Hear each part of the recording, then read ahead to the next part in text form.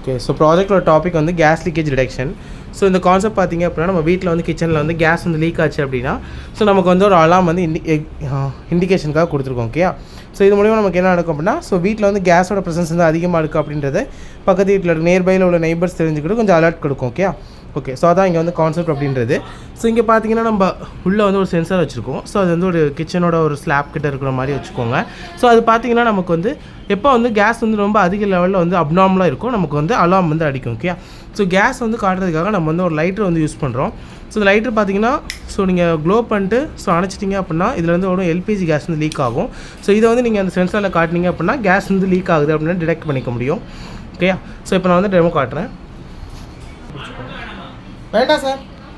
Okay, so இப்போ வந்து லைட்டரை வந்து ஆன் பண்ணிக்கிறேன்.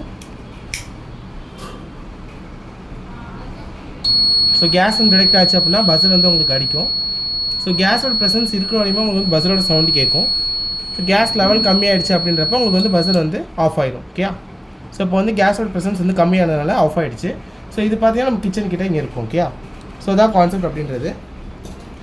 ஸோ இப்போ வந்து எப்படி என்னென்ன காம்பனன்ட்ஸ் எப்படி ஒர்க் ஆகுன்னு பார்க்கணும். ஸோ இந்த ப்ராஜெக்ட்டில் நம்ம ஓவரால் பவர் சப்ளை பார்த்தீங்கன்னா இங்கே 12 volt adapter 1 amps current rating தரும். நெக்ஸ்ட் இந்த இடத்துல வந்து ஒரு பவர் சப்ளை போர்டு யூஸ் பண்ணுறோம். இந்த போர்டு என்ன பண்ணுன்னா, ஸோ அதுலேருந்து ஒரு 12 வோல்ட் நமக்கு வந்து 5 வோல்ட் கன்வெர்ட் பண்ணி தரும். இந்த இடத்துல ஒரு ஐசி இருக்கு இல்லையா, ஸோ இந்த ஐசி நேம் வந்து 7805. இந்த ஐசி மூலமாக நமக்கு வந்து 5 வோல்ட் கிடைக்குது. இந்த ரெட் கலர் எல்இடி பார்த்தீங்கன்னா நம்ம 5 வோல்ட் வந்து இண்டிகேஷனு. ஸோ நெக்ஸ்ட்டு பார்த்தீங்கன்னா இங்கே வந்து நம்ம கேஸ் டிடெக்ட் பண்ணுறதுக்காக ஒரு சென்சார் யூஸ் பண்ணுறோம். இந்த சென்சாரோட நேம் வந்து MQ2 சென்சார். ஸோ இந்த சென்சாருக்குள்ளே பார்த்தீங்கன்னா ஒரு சில கெமிக்கல் மெட்டீரியல்ஸ் இருக்கும். அது மூலயமா நமக்கு வந்து ஸோ கேஸ் இருக்கா இல்லையான்றதை டிடெக்ட் பண்ண முடியும். ஓகேயா, ஸோ நெக்ஸ்ட் இந்த இடத்துல வந்து இந்த ரிலே தான் வந்து ஆட்டோமேட்டிக் சுவிட்சாக வந்து யூஸ் ஆகும். ஸோ இந்த ஒயிட் கலரில் இருக்கிறதா ரிலே மாடியூல். இந்த மாடியூல் பார்த்திங்க அப்படின்னா ஆட்டோமேட்டிக் சுவிட்சாக வந்து உங்களுக்கு ஒர்க் ஆகும். சென்சார் வந்து டேட்டா கொடுக்கும், கேஸ் ப்ரெசன்ஸில் இருக்கா கேஸ் இல்லையா அப்படின்றத உங்களுக்கு அதை பேஸ் பண்ணி இந்த ரிலே வந்து டெசிஷன் மேக் பண்ணும். ஸோ அதை பேக் பண்ணி உங்களுக்கு அலர்ட் வந்து கொடுக்கும். Okay, thank you.